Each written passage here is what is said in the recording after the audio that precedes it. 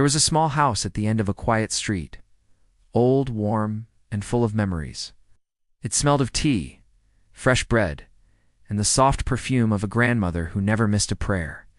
It wasn't just a house, it was the heartbeat of a family. Inside lived 5 souls who loved each other more than words could ever express. A father who worked all day and still smiled when he came home tired. A mother whose hands never rested but whose eyes carried peace. A daughter who dreamed big but never said no when her mom called for help. A son who pretended to be strong but still cried quietly when no one saw. And the grandparents, the gentle keepers of every story, every laugh, every silence, every evening the same ritual. Grandpa would sit on the porch, reading his newspaper. Grandma would bring tea in small cups. The father, David, would walk in, loosen his tie, kiss his mother's forehead, and say, "I'm home." And the mother, Maria, would smile. That kind of smile that made the whole house exhale. It wasn't a perfect family, but it was a family that stayed. They fought, they cried, they shouted sometimes, but they always came back to the same dining table, to the same love that refused to fade. Then life changed the way it always does, without asking. One evening, David didn't come home. There was an accident on the highway, a drunk driver, a storm, and a car that never made it back. Maria's world stopped moving. Children stood at the door, waiting for him like they always did. But this time, it was just silence, and the sound of rain hitting the roof. Grandpa sat on the porch the next morning, his newspaper trembling in his hands.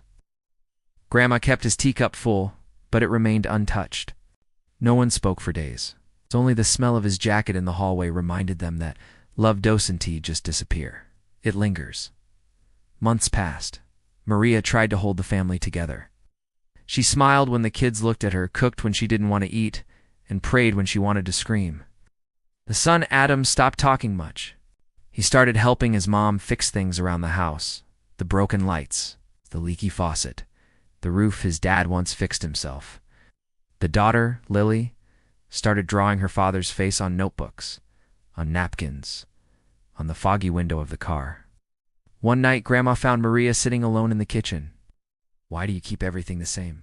Grandma asked softly. "The same chair, the same plate, even his shoes near the door." Maria smiled weakly, her voice trembling.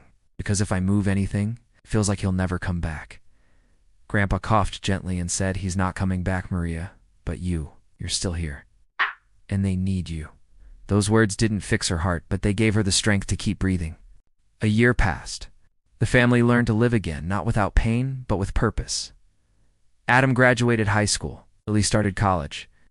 The house slowly found laughter again, not as loud as before, but real enough to keep going. Then one winter, Grandma fell ill.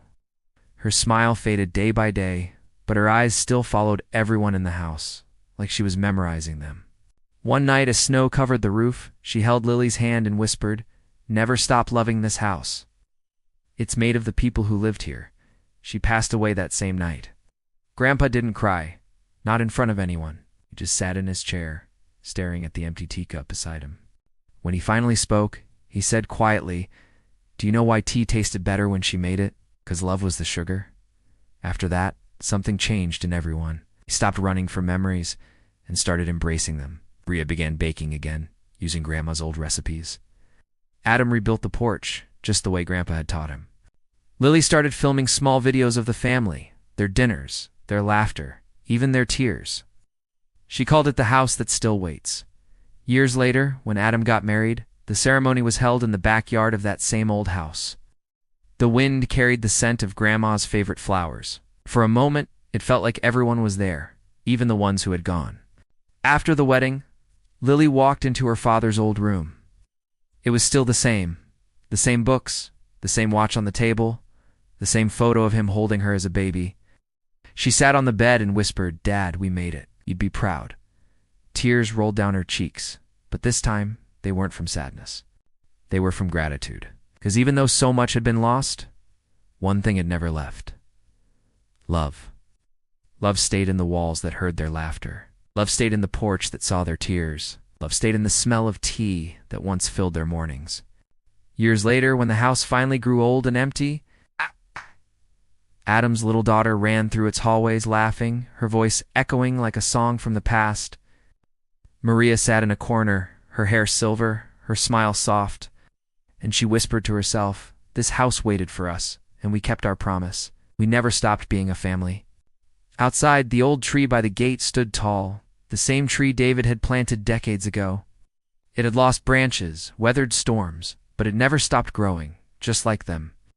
And if you ever walked down that quiet street at sunset, you could still feel something in the air, a warmth, a memory, a heartbeat. The house still waited, not for people to return, but for love to stay alive. Families don't stay together because life is easy. They stay together because love refuses to die. If you're struggling with grief or loss, please know you're not alone. Help is available. You can find resources in the description below. Thank you for watching, and if this story touched your heart, please share it with someone you love.